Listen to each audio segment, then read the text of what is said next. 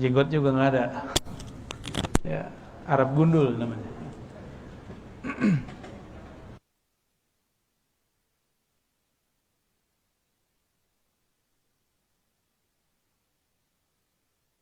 Khalwat dan uzlah. Apa arti khalwat? Menyepi. Bukan menyepi juga ya. Menyendiri. Kalau uzlah menyepi. Nah, ini dua hal yang berbeda. Khalwah dan kata khala ya, yakhlu khalwatan. Artinya mencari tempat yang sepi. Kalau uzlah menjauh, ibti'ad anil katsir, menjauh dari kebanyakan orang. Itu yang disebut dengan uzlah. Saya sudah berkali-kali menyampaikan kepada teman-teman kita yang cinta kajian akhir zaman. Sekarang ada yang ngajak buat perumahan akhir zaman. Ngerti nggak maksudnya? Kayak hadis akhir zaman, hadis uzlah. Tapi lagi-lagi kita katakan, kalau mau jualan rumah, mau bisnis aja. Jangan pakai hadis ini. Hadis ini tidak ada kaitannya sama sekali dengan perumahan proyek akhir zaman. Kenapa? Di hadis itu disebutkan beruzlah itu sendiri, bukan buat komplek di tengah hutan. Kalau buat komplek di tengah hutan berarti sendiri atau rame-rame? Hah? Rame-rame. Kalau mau bisnis aja. Pakai foto Ustadz akhir zaman boleh, tapi jangan pakai hadis ini. Ini pemalsuan atas nama Rasulullah Sallallahu Alaihi Wasallam. Ya, hati-hati. Kadang-kadang ini dai-dai ini diiringi, dimanfaatkan oleh orang-orang tertentu. Dan saya sudah ketemu beberapa Ustadz kita sudah ada juga yang wafat dulu dimanfaatkan. Dan duitnya dibawa lari, dan bukan 1-2 ustadz. Ya, mohon doa. Saya bukan orang gimana-gimana, kita wong cili, ya. Mohon doa semoga saya dijaga oleh Allah SWT dan teman-teman kita semua. Amin. Ya. Babul khalwah wal uzlah. Bab khalwat dan uzlah.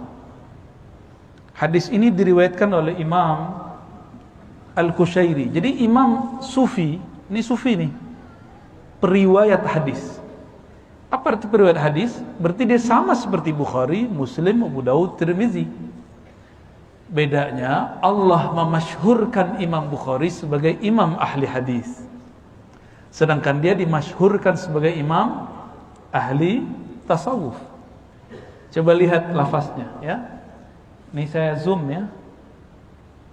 Wa bihi ilaihi qala akhbarana. Kelihatan akhbarana?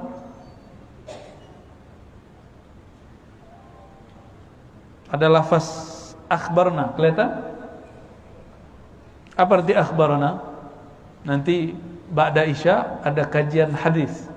Semoga kalau ada waktu luang ba'da Isya isi perut dulu, jam 8 kita mulai. Ya, kajian Sahih Muslim, hadis pertama.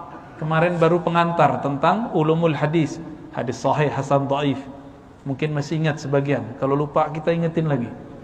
Nah, ini lafaz yang bakal kita temui dalam Sahih Muslim. Di Sahih Muslim, Imam Muslim sering mengatakan akhbarana Muhammad bin Fulan an Fulan an Fulan an Fulan dari Rasulullah SAW. Jadi ini lafaz yang digunakan oleh ahli hadis untuk meriwayatkan hadis. Berarti Imam Qushairi ini boleh disebut periwayat. Makanya sebenarnya antum kalau dapat di teks-teks buku terjemahan ada tulisan HR gitu ya. Hadis riwayat. Imam Qushairi ini punya riwayat sendiri. Kumpulan Imam Bukhari, hadis riwayat Al-Bukhari. Kumpulan Imam Muslim, hadis riwayat Muslim. Cuma imam ini enggak terkenal sebagai periwayat hadis, maka tidak ada antum dengar hadis riwayat Al-Qushairi. Cuma dia bisa disebut, boleh disebut oleh ahli hadis, diperkenankan. Kalau ahli hadis enggak ya. Taib.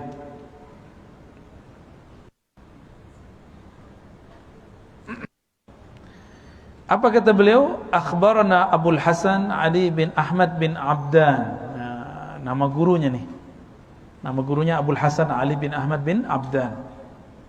Qala akhbarana Ahmad bin Ubaid Al-Basri. Qala haddatsana Abdul Aziz bin Muawiyah. Qala haddatsana Al-Qa'nabi. Ini saya kasih tahu yang sezaman dengan Bukhari Muslim itu Imam Abdul Aziz bin Muawiyah. Ini dia. Ini sezaman dengan Imam Bukhari dan Muslim. Oke. Dengan Imam Nabi tinggal di Makkah. Ya, Imam Qa'nabi ini. Kelihatan Qa'nabi? Ya. Selamat pusing ya. Ini kita mau kasih tahu sekedar informasi saja supaya antum melihat hadis itu enggak semudah downloadan. Itu dia dapat dari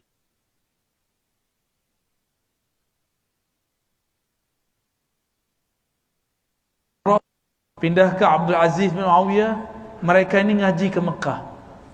Imam ini tinggalnya di Kusyair, Naisapur.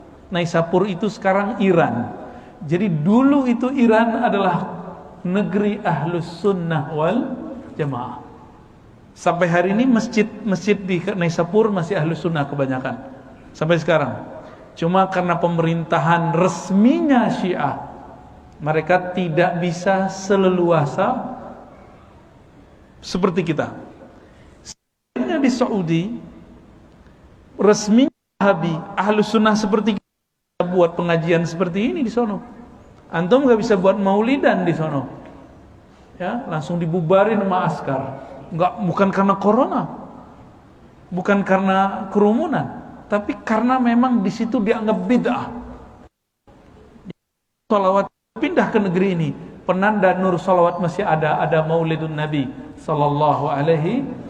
Jadi apa-apanya salawatnya yang paling penting, nggak ada lagi tuh. Yang kedua baru kisah ngumpul-ngumpul berjamaahnya. Ya.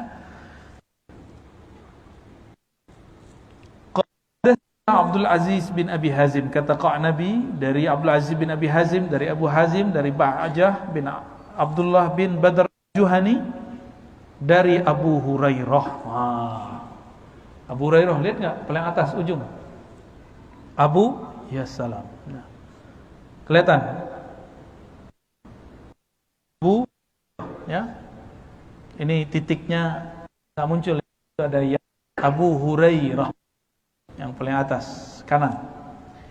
Abu Hurairah ini yang habis dibicarakan oleh salah satu pendakwah juga ya. Masih ingat antum? Abu Hurairah ini sosok pelembaga katanya. Dipertanyakan Abu Hurairah. Dulu yang membahas begitu di Mesir itu namanya Abu Rayyah. Siapa namanya? Abu Rayyah itu terkenal dengan benderanya Inkarus Sunnah. Inkar apa? Inkarus Sunnah. Paham? Maka judul kitabnya Adwa'u Sunnah Muhammadiyah, apa judul kitabnya si Abu Rayyah itu dulu? Kita waktu S1 diskusinya emang begini. Lah ini sudah jadi panutan umat, kok masih puber kayak anak S1. Agak sedih kita melihatnya. Saya tadi sering merekomendasikan orang kalau ngaji tasawuf lewat fulan ini. Ternyata Masya Allah ya, puberitasnya kalau belum dibersihkan dari dalam kolbu dan akal akan kambuh seketika ya. Mohon doa untuk kami juga supaya itu nggak kambuh-kambuh ya. Tapi saya 2006 sudah sembuh insya Allah. 2006 ketemu Syekh Muhammad Hasan Hitu, alhamdulillah saya sudah nggak begitu. Wah, ini nggak ada ekhonya. Alhamdulillah, kayak mau gedangdut aja kita.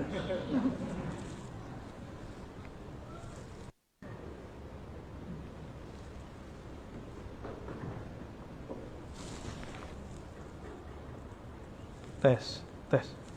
Mafisud. Ada suaranya? Kenceng. Wah, kencengin Pak Panji. Pak Panji ini namanya bid'ah. Nama kok Panji, tapi orangnya soleh Pak. Baik.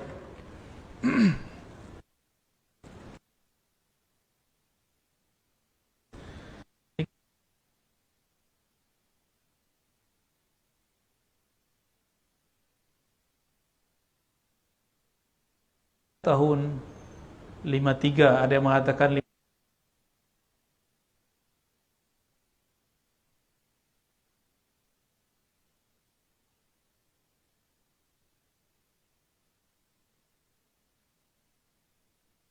sebut Abu Hurairah bukan berarti dia bapak terus melahirkan kucing, bukan. Hurairah itu nama lain Hur.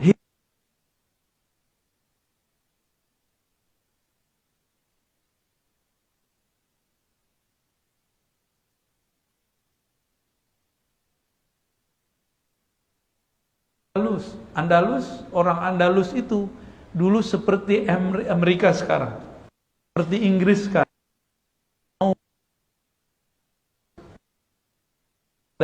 Inggris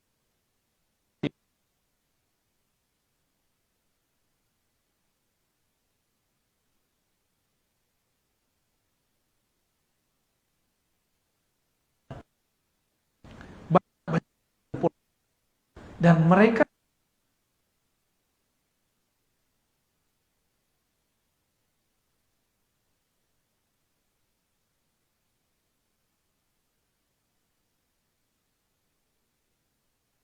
dikasihkan mereka kebebasan berdiskusi. Ada yang banyak masuk Islam, ada juga yang tidak. Bahkan Ibnu Maimonides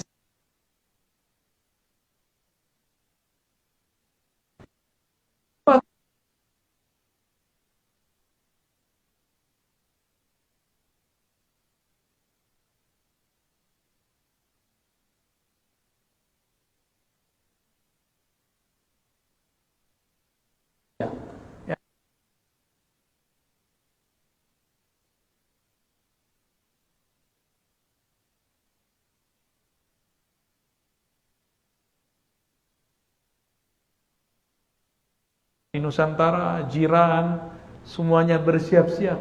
Kebangkitan semoga ada dari sini, dari negara-negara kita.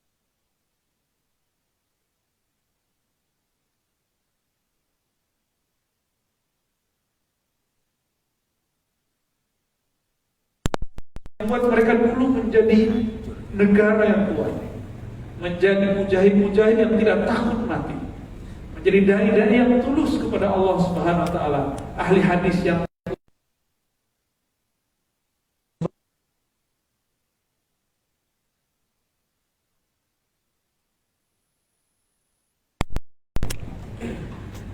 salah satu isu dulu di zaman Sayyidina Umar, Abu Hurairah ini cuma 3,5 tahun bersama Rasulullah, tapi kok hadisnya paling banyak.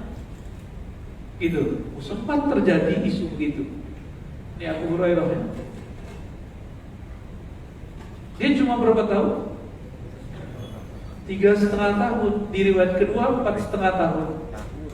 Bagi saya mau 4,5 mau 5,5 terserah. Ambil aja 3,5 tahun berarti 7 semester. Cukup gak jadi S1? Masih ingat gak antum yang dulu yang umur-umurnya agak suku dikit? Kalau ada dulu orang dapat gelar BA, Dr. Andes, itu udah hebat banget kan di zamannya. Benar gak? Akhir-akhir begitu. Ini gurunya bukan Pak dosen, bukan doktor. Gurunya ini Rasulullah Sallallahu Alaihi Wasallam. Nazrah wahidah ilaihi, satu kali memandangnya, kau beriman kepadanya, derajatmu langsung menjadi kekasih Allah. Maka siapapun memandang Rasulullah sesaat saja, asbahah sahabiyah, dia menjadi sahabat Rasulullah yang berhak dapat doa radhiyallahu taala anhu. Semoga Allah meridhai mereka. Satu kali, ini beliau 3,5 tahun, paham? Ya, ente yang membicarakan Abu Hurairah berapa kali mimpi ketemu Rasulullah? Pernahkah mimpi ketemu Rasulullah? Ketemu wali aja belum? Ketemu Sunan Kalijaga belum? Ketemu Syabdul Qadir dalam mimpi aja belum? Ketemu guru yang masih hidup aja belum? Sekarang membicarakan sosok yang nama dia secara mutawatir disepakati ada dalam kitab hadis. Ngaca. Jadi kita ini kalau mau bicarakan sahabat-sahabat mulia, ngaca dulu kita. Abu Hurairah, oke, kita pakai riwayat mereka. 3,5 tahun beliau ngaji kepada Rasulullah. Setiap hari dia memandang Rasulullah Sallallahu Alaihi Wasallam.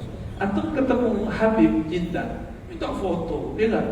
Ketemu Habib Novel minta foto, Habib Fulan minta foto, baru zuriatnya. Dan bangga lagi pasang lagi di Facebooknya. Ini ketemu Rasulullah setiap hari. Rasulullah makan dia makan, Rasulullah nggak makan dia nggak makan. Ternyata dia santri Rasulullah Sallallahu Alaihi Wasallam.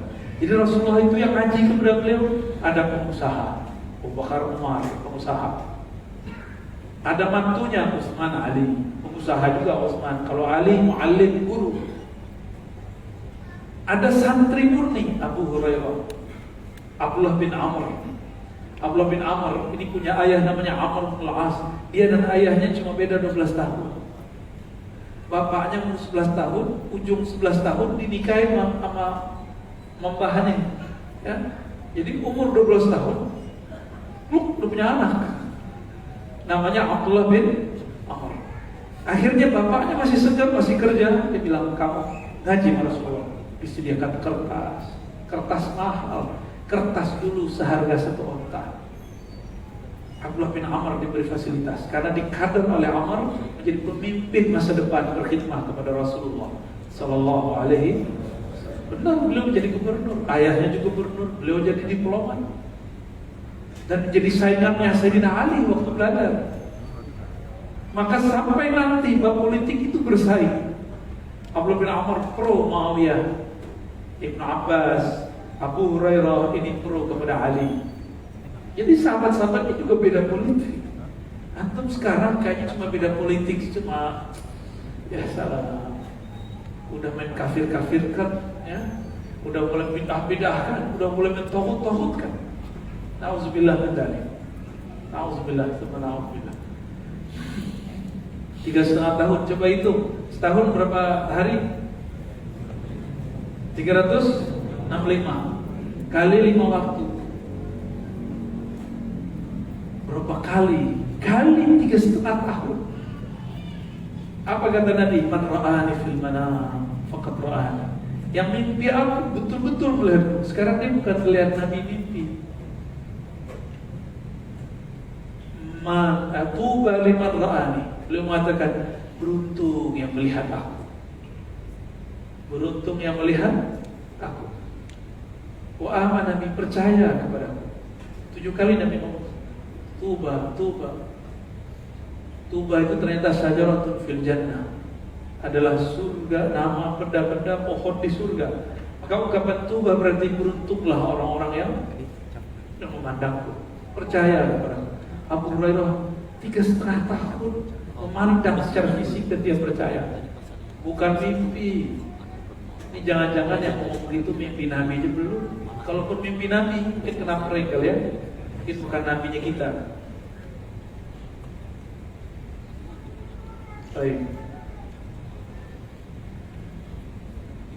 Qala Rasulullah sallallahu alaihi wasallam, Nabi sallallahu alaihi wasallam bersabda, "Inna min khairi ma'ayishin nas kulluhum rajulan akhidan bi'inani farasi fi sabilillah.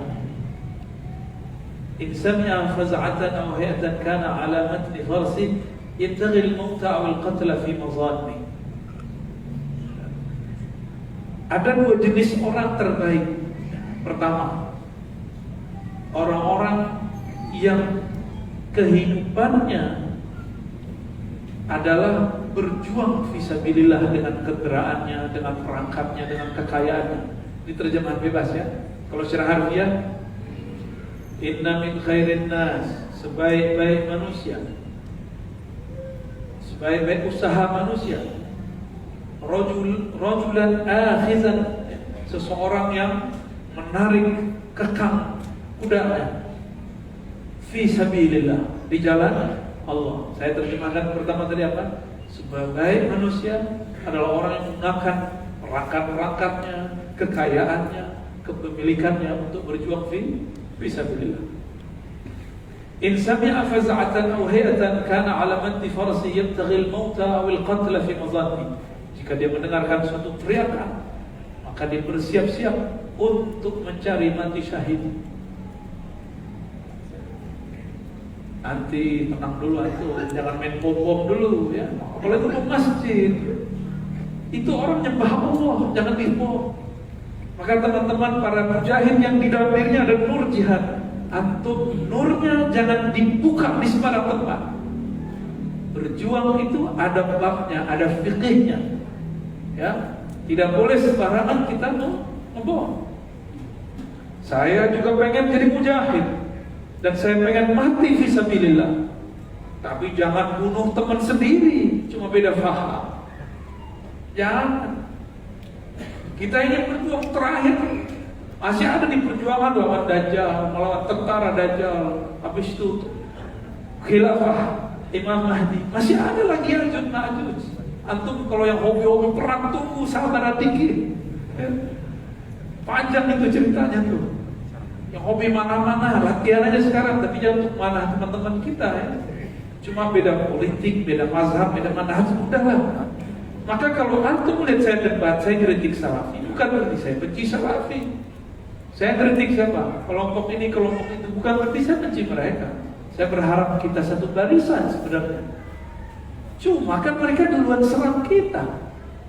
Mereka zindik-zindikkan kitab ini, ajaran tasawuf. Mereka katakan maulid Nabi sama dengan Natal. Mereka sebut tawasul syirik. Ini kan jadi persoalan ya. Untung di masjid gak ada Pancasila kan. Kalau kan mungkin udah dibom kali masjid. Itu. Maka makhluk terbaik pertama di muka bumi yang menginjakkan kakinya di muka bumi adalah pejuang. Zaman ini masih zaman damai, maka dakwahnya juga dakwah damai. Perjuangan kita masih perjuangan damai. Kalau musim damai, yang berjuang bukan tangan ini, yang berjuang ini, yang berjuang dada kita, akal kita, harta kita untuk tetap berbagi, untuk berdakwah. Dan mungkin kosnya lebih besar, atau makan hatinya lebih gede, benar nggak? Kalau musuhan nanti dengan orang-orang yang mau merusak Islam, musuh-musuhnya Islam, gampang dia kelihatan di depan, kita di sini, jelas. Sekarang itu kita nggak tahu di antara kita ini benar nggak semua. Kita nggak tahu di dalam diri saya benarkah semua. Saya juga sedang mencarinya. Siapa tahu ada yang nyusup-nyusup di dalam diri kita. Keinginan-keinginan yang tidak benar. Saya pun selalu minta pertolongan kepada Allah Subhanahu wa Ta'ala untuk saya dan kita semua ya. Yang kedua, rajulan fi ghanimatin lahu fi ra'si syuf'ah, fi ra'si sya'fa min hadhihi syi'af atau fi batni wadin min hadhihi al-awdiyah yuqim as-salah wa yu'ti az-zakah wa ya'bud rabbahu hatta ya'tiyahu al-yaqin laysa min an-nas illa fi khairin. Dan yang kedua, seseorang yang mempunyai ghanimah atau harta, dia punya pegangan harta ya. Kemudian dia berada di ujung bukit, di atas bukit. Ada orang tinggal di atas bukit, Pak? Kecuali bukit tinggi. Tahu bukit tinggi, Pak? Itu banyak orang tinggal di situ. Namanya bukit tinggi. Ada gunung sepi, ada nggak orang tinggal di sana? Nggak ada. Nah, Nabi lagi sebut, atau seseorang yang berada di tempat yang sepi di atas gunung. Au fi batni wadin, atau di tengah lembah, di tengah hutan. Nah, dua nih. Berarti yang penting sepi, menyepi, menyendiri. Yuqimus shalah, dia mendirikan salat, menunaikan zakat. Kalau sendiri zakat ke siapa? Jangan-jangan ada zakat yang bukan zakat yang kita kenal sekarang. Zakat itu artinya sedekah. Ngasih hewan itu sedekah.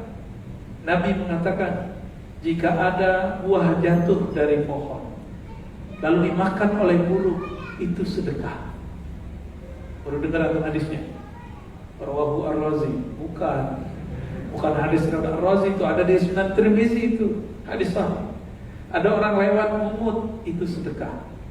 Maka antum nanti kalau punya buah pohon banyak atau suka memberi tapi nggak sadar siapa yang diberi, nanti kaget pada akhirat. Tiba-tiba loh, dari mana nih pahalanya? Dari mana nih pahalanya? Ya. Jadi antum kalau punya pohon rambutan tuh biarin aja bebas, kalau perlu tulis bebas siapa aja ambil. Mana ada orang begitu Pak sekarang? Yang ada kalau ditulis yang ambil ahli neraka gitu. Itu sekarang semuanya cuma karena itu, kalau dijual paling cuma berapa duit, bisa neraka loh. Begitu gampang orang sekarang meneraka-nerakakan orang cuma karena rambutan.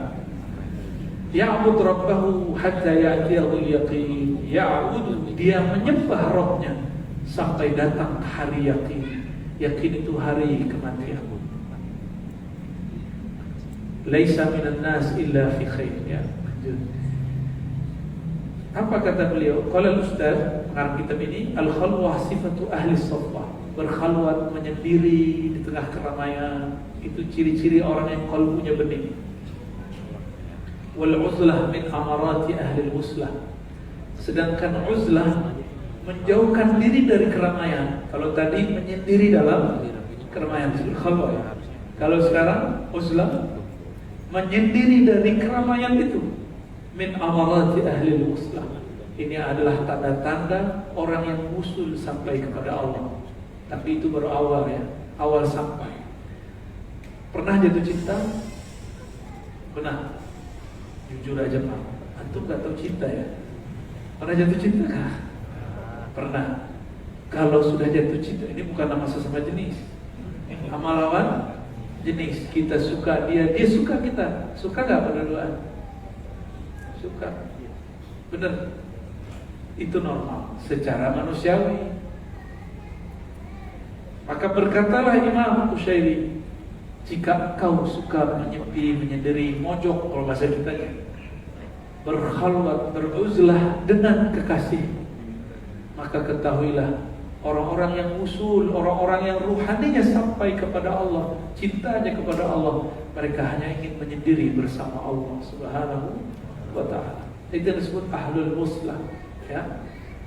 Wala budda lil murid, mestilah seorang murid ibtida'i hali, di awal-awal dia melaksanakan atau mengambil ilmu ruhani, minal uzlah, untuk beruzlah. Ini zaman dulu Pak, ini zaman dulu, beruzlah an abna'i jinsi, dari manusia sejenisnya.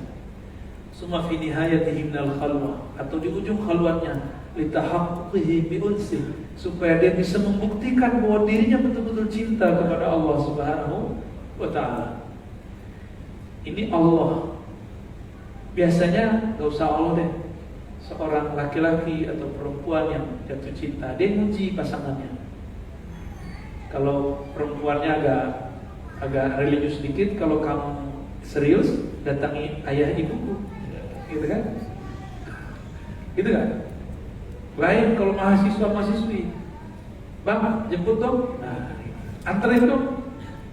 Itu ujian, dia uji cinta gak dia, senang gak dia, mau gak dia mengorbankan waktunya. Bener, antum korban begitu ini sama bapak yang di belakang ya. Oke. Allah pun sama. Allah itu maha pencemburu, gak ada apa-apanya cemburu kaum perempuan. Allah itu maha pencemburu. Inilah yang disebut Allah itu maha feminim, tapi bukan perempuan.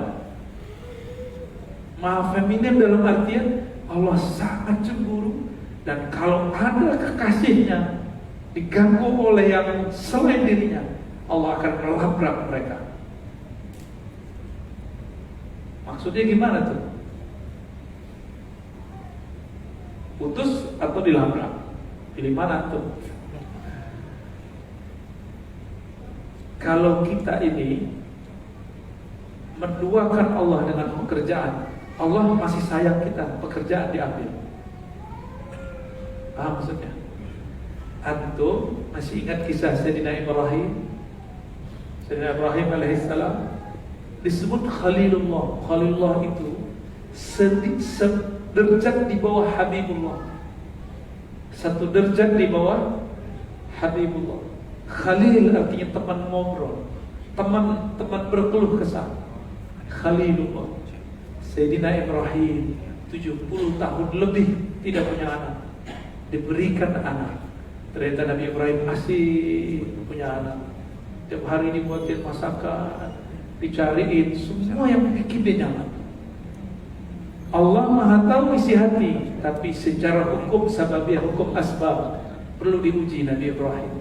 Maka Allah minta mahar cintanya, sembelihlah yang bikin kamu berpaling dariku. Allah labrak itu namanya.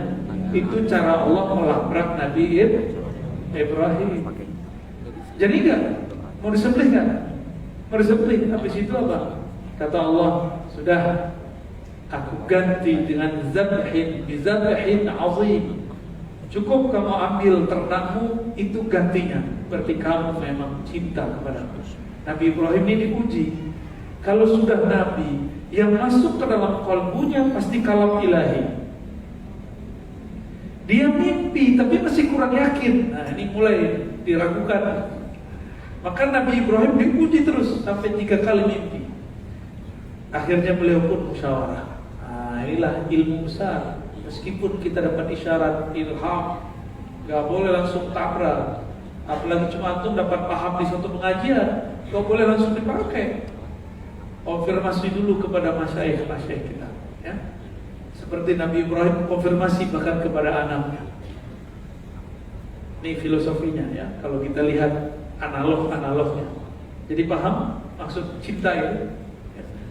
Allah suka dulu ketika Nabi Ibrahim beliau menyepi, menyendiri. Ketika punya anak, ternyata beliau pun sibuk.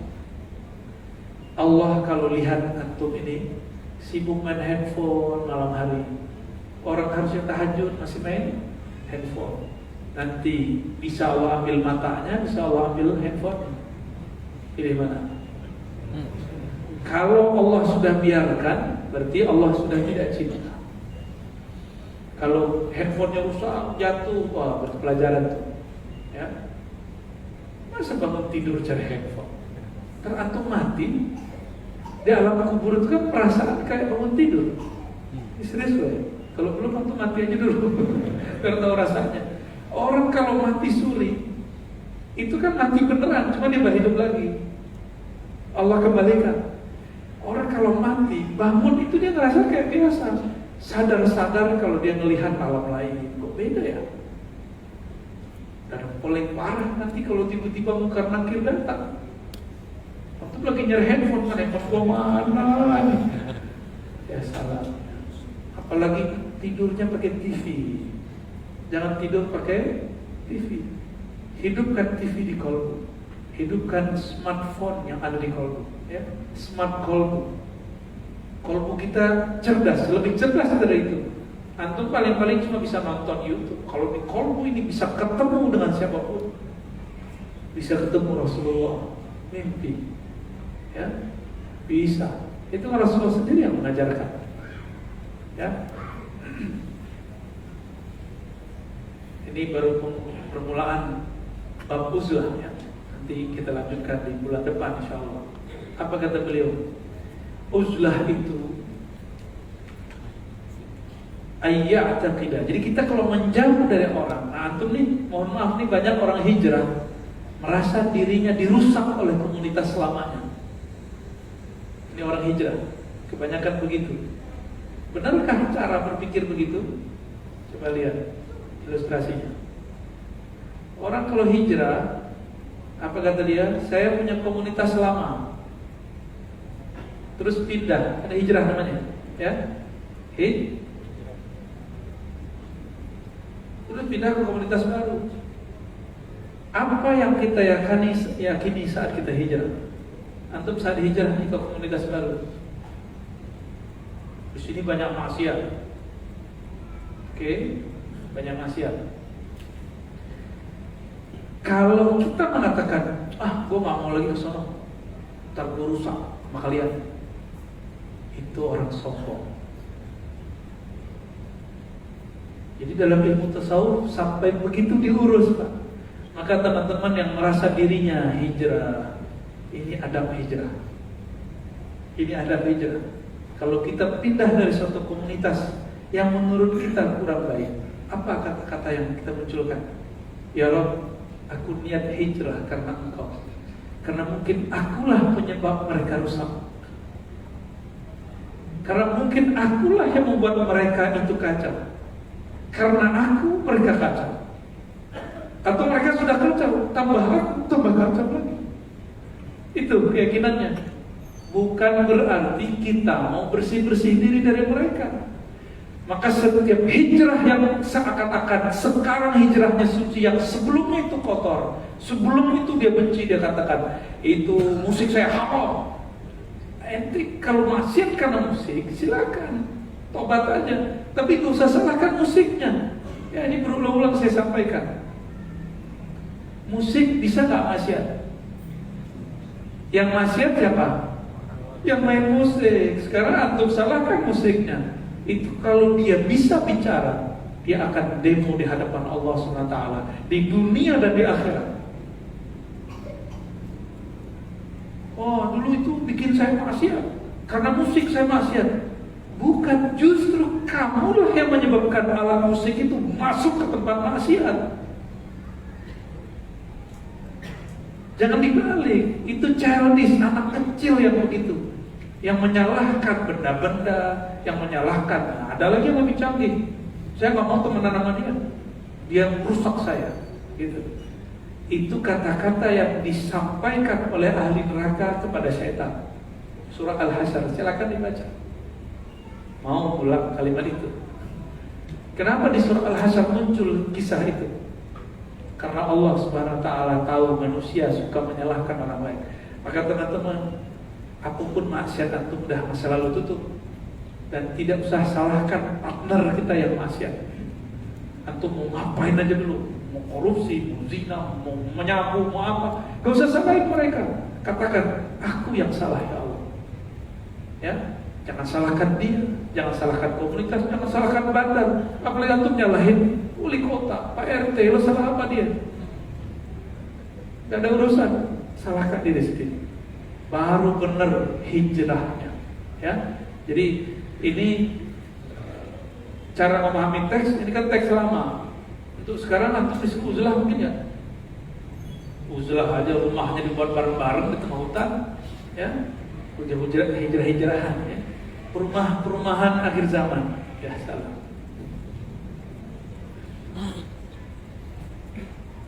Nah, ini kata beliau, ayya'taqida bi'tizalihi anil khalqi salamatan nas. Nah, ini enggak boleh. Nah, tapi yang boleh apa? Meyakini dengan dia berpindah, dia menjauh, dia menjauhkan keburukan dirinya supaya tidak menyebar kepada makhluk yang lain. Itu baru benar uzlahnya, baru benar hijrahnya, ya. Jadi antum yang hijrah ini katakan, ya Rabb, aku niat menjauhkan orang lain dari keburukan yang disebabkan oleh diriku sendiri. Itu niat kita hijrah, ya. Kenapa? Wala yaqsud salamatahu min syarri khalq, tidak boleh berniat menjauhkan diri dari keburukan makhluk, karena keburukan makhluk itu sebenarnya ada dalam diri, ya. Fa innal awwal minal qismain natijatu istisghari nafsi wa tsani syuhudu maziyati 'alal khalqi. Yang pertama, orang yang memandang dirinya rusak. Inilah orang tawadhu. Yang kedua, yang mengatakan saya ingin menjauh dari komunitas yang banyak maksiat. Saya mau hijrah dari komunitas para penyamu, narkoba, kelompok dunia hitam. Itu orang-orang sombong, sok suci. Maka hati-hati siapa guru kita dalam hijrah. Itu akan mempengaruhi gaya hijrah. Ya, kayaknya harus dibuat daurah manhaj hijrah, ya, biar oke, sesuai dengan kitab-kitab yang sudah diwariskan oleh ulama-ulama yang qalbunya sudah hijrah kepada Allah Subhanahu wa taala. Entar lagi, masih ada waktu. Dulu di zaman sebelum Nabi Muhammad SAW, pengikut-pengikut Nabi Isa yang masih lurus, Hanif, itu ditanya, innaka rahib, apakah kamu seorang rahib? Apakah kamu seorang pendeta? Rahib boleh nikah nggak? Gak boleh dia. Kecuali yang terbaru Protestan. Kalau pendeta Katolik nikah. Enggak, itu ajaran lama itu, Pak. Ya, enggak ya? Tabatul namanya. Innaka rahib, kau orang yang suci. Jadi rahib itu kalau disebut itu melebihi sucinya kiai. Kalau zaman sekarang kita kan ngeliat kiai masih salah. Kiai itu masih menikah, istrinya lebih dari satu kadang-kadang. Kalau rahib tidak menikah, karena dalam bayangan orang-orang agama terdahulu, orang yang dekat kepada Allah tidak membutuhkan syahwat. Maka adalah pujian dari seseorang kepada rahib, innaka rahibun, engkau seorang rahib yang sangat suci. Pendeta, mirip-mirip pendeta cerita-cerita Sunggokong ya. Begini terus dia, digoda cewek, terus dia, waduh.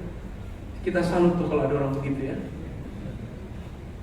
Faqala, apa kata dia? Lah, saya bukan pendeta, saya bukan rahib, saya bukan ahli agama, saya bukan orang yang kalau sekarang kamu orang torikot ya, kamu sufi ya, kamu hijrah ya, kamu ikhwan ya, kamu ahbab ya, kamu ashraf ya, kamu semua sebutan itu dihilangkan. Oh, kamu ikut tarbiyah, kamu ikut liqa ya. Nah, ini pujian-pujiannya begitu.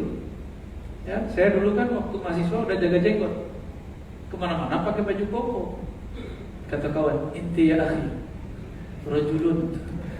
Ya, emang saya rajulun kan, rajulun artinya apa? Oh, tapi dia bilang rajulun ngaji-ngajiun. Suka ngaji, bahasa Arab Indonesia ya. Apa jawaban si rahib? La, bal ana harisu qalbi. Saya ini hanyalah sosok hina yang sedang menjaga kekuatan syahwat di dalam diriku. Dia menyebutnya kalbin, kekuatan anjing. Jadi dia mengatakan dirinya itu punya karakter hewan buas, hewan ternak. Ini si rahib. Inna nafsi kalbun yaqirul khalq. Diriku ini ibarat anjing. Dia bisa nyala, membentak makhluk, menyakiti makhluk, supaya mereka tidak disakiti. Aku merantainya, aku memagarinya. Itu beliau. Maka dalam kitab-kitab ilmu zikir yang saya pelajari sedari saya masih kecil, dulu ada satu thariqah yang saya pelajari. Guru saya mengatakan waktu kami awal masuk khalwat. Jadi saya tidak uzlah, tapi saya khalwat 40 hari. Apa kata guru kami? Jangan sebut diri kamu orang yang khalwat. Jangan sebut dirimu sufi. Jangan sebut dirimu ahli hadis. Jangan sebut dirimu ulama, santri. Sebut dirimu orang yang sedang menjaga anjing galak di dalam dirimu. Dan memang saya akui Bapak Ibu yang bukan Allah, sejauh ini, selama ini saya puasa. Bulan puasa kan kita khalwatnya bulan puasa. Masa-masa itulah secara zahir mata saya terjaga. Tidak juga, kan sore-sore ada nganter laut. Mata kita cuci mata pas sore-sore, karena yang nganter macam-macam. Bukan nganter ke kita, ke samping. Mata tetap aja cuci mata. Sekian hari saya gak pernah ketemu lawan jenis. Umur waktu itu baru 13-14 tahun. Tahu-tahu ada saudara ya, ikhwan kita diantarkan makanan oleh istrinya, bawa seorang gadis. Apa yang terjadi? Saya nggak bisa lupa Pak, cantiknya perempuan itu sampai sekarang. Walaupun saya nggak jatuh cinta, tapi matanya kayak tertarik ke sana. Oh, ini yang terasa oleh sang rahib. Baru saya paham. Jadi ternyata orang-orang yang menjauhkan dirinya dari makhluk, dari keramaian, ujiannya justru lebih berat. Maka nanti akan ada dua jenis aliran ulama kita. Ada yang memilih uzlah, menyepi, menyendiri. Ada yang memilih menyepi dalam keramaian. Kenapa? Karena kalau antum menjauh, sekali kena seperti Imam Syafi'i ketika melihat betis lawan jenis, itu langsung hafalannya buyar, gak bisa konsentrasi. Tapi kalau antum ini kan sudah tebel lukanya, dikasih lutut aja biasa aja, biasa ya. Sama kita, sama-sama bermasalah diri kita ini. Maka teman-teman, sahabat-sahabat semua, saya ini bukan orang suci, saya cuma ketemu orang-orang suci yang ketika kita tanya, dia merasa juga tidak suci. Semoga kita ketularan tawadhu'nya mereka, amin ya rabbal alamin. Jom, Isya ini udah habis azan, tanya jawab, atau nanti aja Pak ada Isya ya, biar nanti atau pada Isya makan dulu, minum boleh. Nanti kita kajian Sahih Muslim bab pertama, hadis pertama tentang pilar-pilar Islam dan akhir zaman. Insyaallah. Nakhtatim bilhamdulillah wa sallallahu ala sayyidina Muhammad. Subhanakallahumma wa bihamdika asyhadu an la ilaha illa anta astaghfiruka wa atubu ilaik. Assalamualaikum warahmatullahi wabarakatuh.